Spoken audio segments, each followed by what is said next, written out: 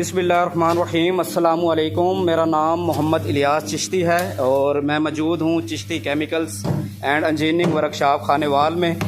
70 kilogram capacity mixer और trial लिया जा रहा है रेत डालकर।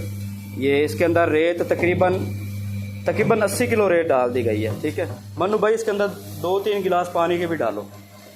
तो रेत के अंदर पानी डालते हैं ताकि इसका वेट जो है और बढ़ जाए और मिक्सर की जो मोटर लगी है उसकी लोड को चेक कर लिया जाता है।